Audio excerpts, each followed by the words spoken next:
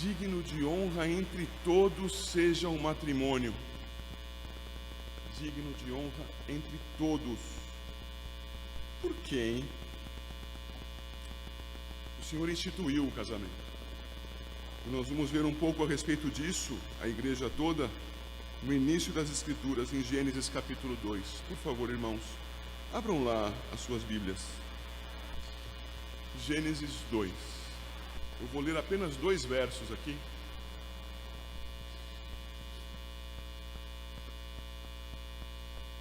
E peço que você que está abrindo a sua Bíblia, a mantenha aberta, porque a leitura não será apenas neste momento.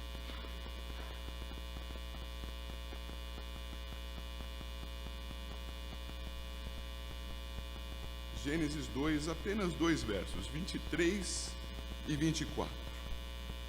E disse o homem: esta afinal é osso dos meus ossos e carne da minha carne, chamar-se-á varoa, porquanto do varão foi tomada. Por isso, deixa o homem pai e mãe, e se une à sua mulher, tornando-se os dois uma só carne. Oremos. Ó Deus, tem misericórdia de nós e ensina-nos, Senhor, em nome de Jesus. Amém. Bem, vocês estão acostumados a me verem projetando, então vamos seguir com a nossa rotina, que eu espero que seja didática. Uma união necessária, digno de honra entre todos seja o matrimônio. Uma união necessária. E ela é necessária, e você está com a Bíblia aberta aí, já sabe do texto, mas eu vou ressaltar algumas coisas. É necessária porque o homem foi feito pelo Senhor só. Foi feito à imagem e semelhança do Filho encarnado, mas ainda naquele primeiro dia, o primeiro dia do homem, o 6º da criação, ele estava só.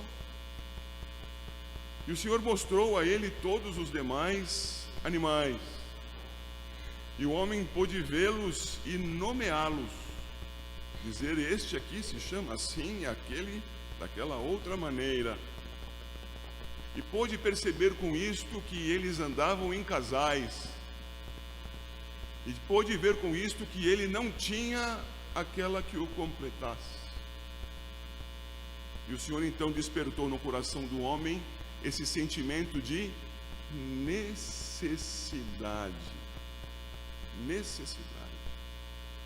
Necessária, porque não há como multiplicar e encher a terra com um homem só. Nem tampouco com 2 homens, ou com 2 mulheres. Era necessário que fosse um homem e aquela que lhe fosse a sua auxiliadora idônea.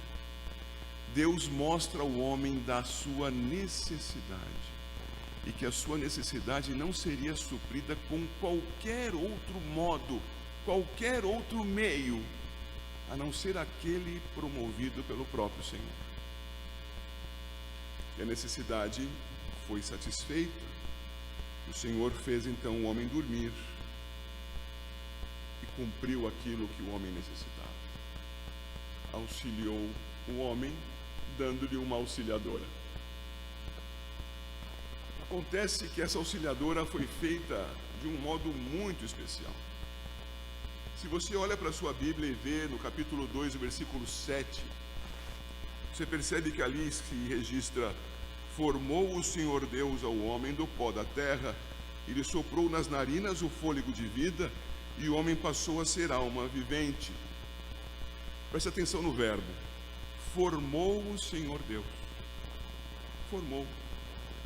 Até aqui o Senhor havia criado e criado e criado. E isto está registrado desde o início do texto, no capítulo 1, verso 1. No princípio, criou Deus. E aqui, neste momento, o Senhor não está criando a partir do nada, como fez todas as coisas. O Senhor está formando a partir da criação o homem. A partir do pó da terra. está formando o homem a partir daquilo a que ele governaria. O homem teria poder sobre a criação, concedido pelo próprio Deus, mas ele seria da terra retirado. E quando nós observamos que acontece o pecado, o Senhor pune o homem dizendo: do pó você foi tirado, ao pó você voltará. Homem, grande pela vontade de Deus, pequeno, porque é totalmente de Deus para sobreviver. O homem sem Deus é pó. E o Senhor então nos mostra homens que estão aqui, que fomos criados a partir da criação do Senhor, daquilo que Ele fez antes de criar o ser humano.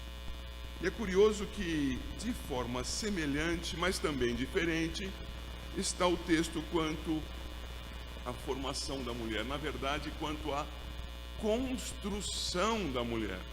Veja lá o versículo 22, por favor. 22 diz, capítulo 2: e a costela que o Senhor Deus tomara ao homem, transformou-a numa mulher e lhe a trouxe. Transformar aqui tem um sentido, desde a palavra no texto original, de construir. O homem formado, e a partir da sua formação, o sopro em suas narinas do fôlego da vida.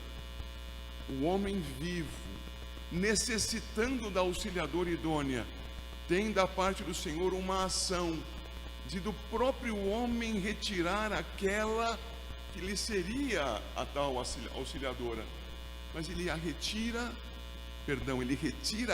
aquela parte do lado do homem e constrói e edifica a mulher. Isso tem significado, meus irmãos, porque se o homem é tirado da terra e é feito alguém para dominar sobre a terra, mas ainda sendo composto de terra, a mulher agora é trazida do homem, é trazida para auxiliar o homem, e é parte dele. Como o homem é parte da terra, a mulher é parte do homem. O homem formado, a mulher construída. Construir é algo que se faz em favor do suporte ao longo do tempo. Constrói-se algo, e em geral, não para que dure apenas algumas horas. Constrói-se com a intenção de permanência. A mulher é construída para auxiliar o seu esposo, para estar lá auxiliando sempre, permanentemente. É o amparo que ele sempre precisará e que ela sempre oferecerá. Ele formado, ela construída, tudo mais criado. Nós vemos no texto, no versículo 24, a expressão por isso. Por isso. Ora, quando nós vemos alguma coisa que é precedida por isso, nós já percebemos que ela tem ligação com o que precede. Isto é desta maneira, por isso, aquilo é daquela maneira. O por isso une com a motivação daquilo que se lê. E o que se lê no 24 é: por isso, deixa o homem pai e mãe e se une à sua mulher, tornando-se os dois uma só carne. Ora, por isso o quê? Prestem atenção, meus irmãos. Há intérpretes que vão dizer que a mulher, de uma maneira talvez mais romântica, mais carinhosa, mais próxima das nossas práticas com a aliança na mão esquerda, dizem que a mulher foi tirada do lado esquerdo do homem, para ser mais perto do coração. Outros vão dizer que foi retirada dos lados do homem, de um lado e de outro, porque senão o homem ficaria torto. E depois da criação da mulher, o Senhor disse, ao final do capítulo 1 de Gênesis, que tudo era muito bom. O homem continuou em condições de trabalho, embora sem uma costela de um lado. Alguns vão dizer então, sem as costelas de ambos os lados. Esta não é a questão. questão é que a mulher foi retirada do homem, do osso e da carne do homem, para ser formada a mulher a partir do homem. E agora demos mais um passo adiante.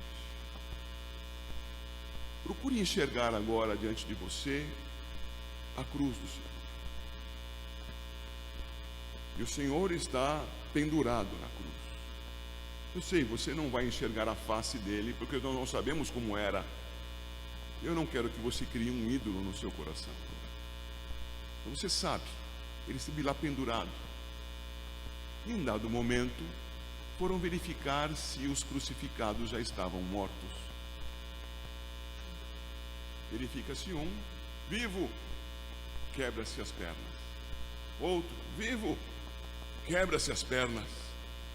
Mas o terceiro parece morto. Está morto.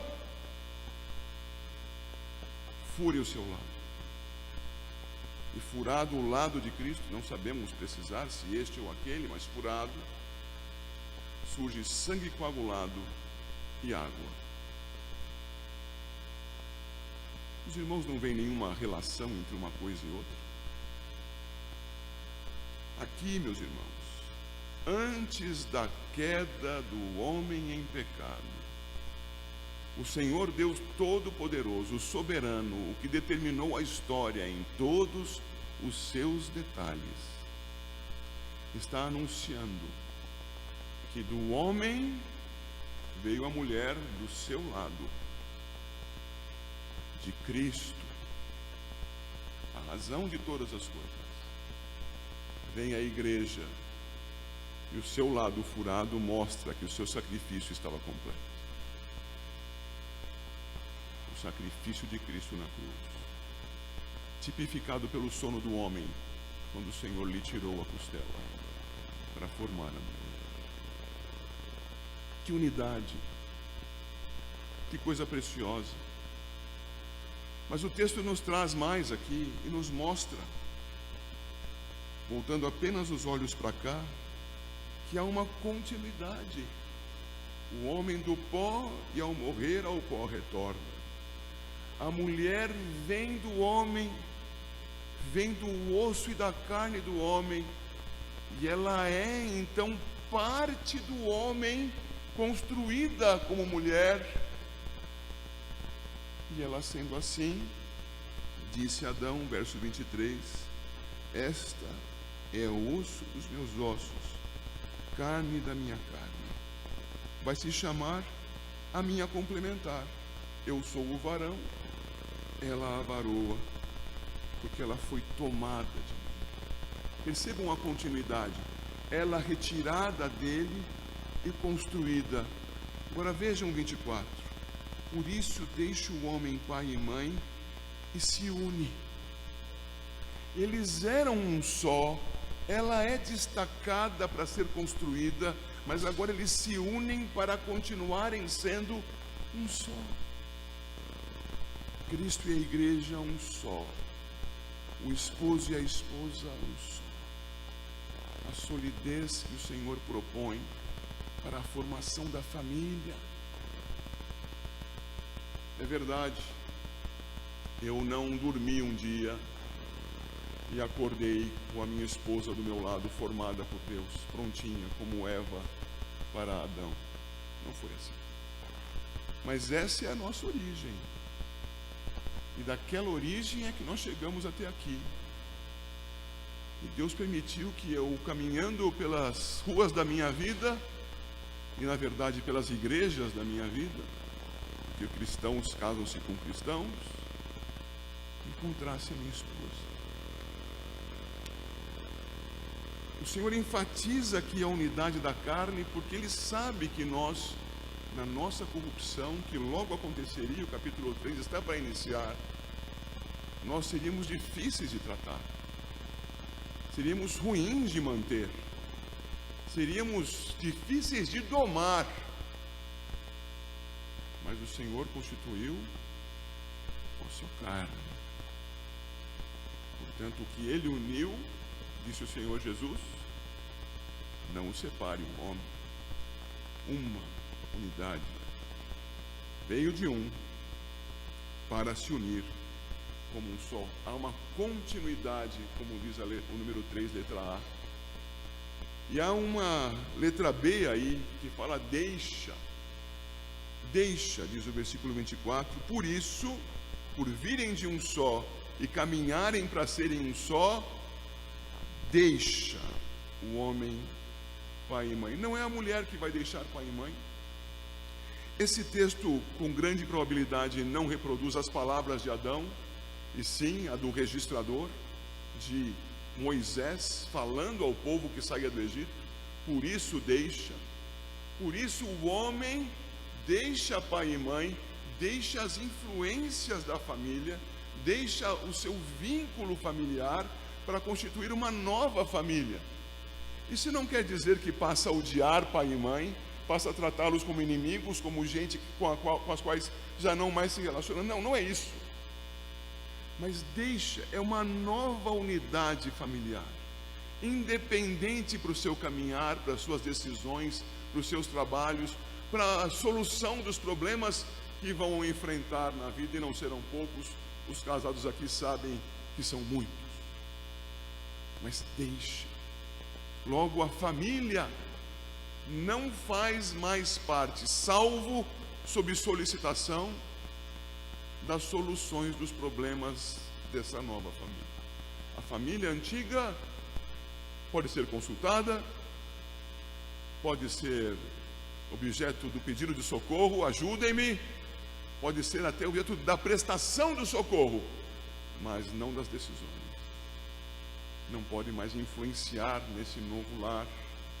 Por isso, por serem um só e caminharem para serem um só, não podem mais estar sob a tutela de outros, nem mesmo da própria família. Deixa o homem pai e mãe. E há mais aqui, a palavra diz une, e diz tornando-se os dois uma só carne. Eu me lembro certa vez, e eu não me lembro se já falei isso para a igreja alguma vez, mas décadas atrás, eu e minha esposa, recém-casados, ou ainda noivos, não me recordo agora, quando casaram-se Paulo Marcos e Patrícia. Acho que éramos noivos. E fomos chamados para sermos testemunhas, porque entre nós reformados não há questão católico-romana do apadrinhamento. Há o testemunho. A igreja será testemunha em breve de uma união que logo será para ser consumada diante do Senhor aqui. Fomos chamados para sermos testemunhas. Eu escrevi um texto.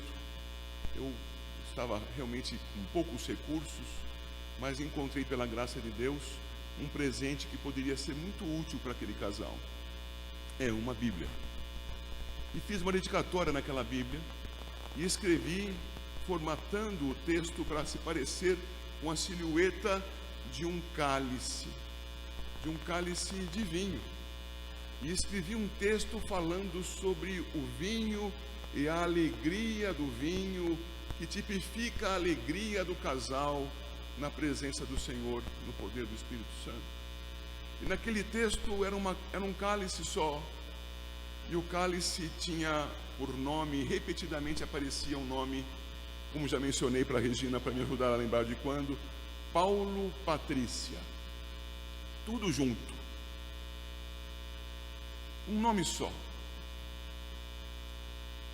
Era isto que me sugeria este texto, e é a isto que quero me referir agora aos irmãos. Ele se une à sua mulher, e aqui o texto diz, tornando-se os dois uma só carne, isto é, existindo como um só. Nós costumamos pensar no tornar-se uma só carne como algo relacionado à prática sexual. Então quando se unem sexualmente estão se tornando uma só carne. Eu não vou dizer que não tenha sentido, mas é mais do que isso. Embora nós vivamos como casais e tenhamos dificuldades uns com os outros por causa do nosso pecado, nós caminhamos juntos e cada vez mais nos parecemos um com o outro. Cada vez mais pensamos como o outro pensa, agimos como o outro age, desejamos o que o outro deseja, sem deixarmos de sermos nós mesmos, mas sendo cada vez mais o outro. É impressionante isso. E os anos se passam e somos mais o outro. E por vezes nos atritamos mais com o outro, porque dois iguais às vezes se bicam.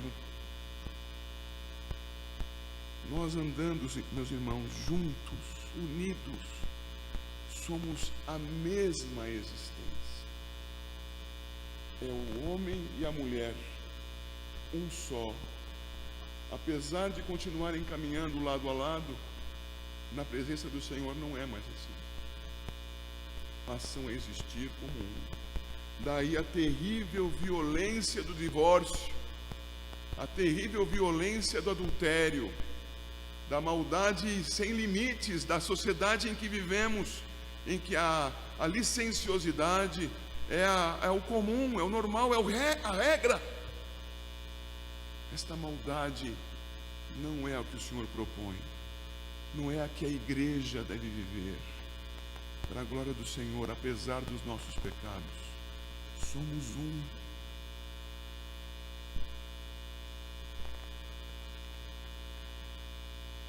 Existimos como um.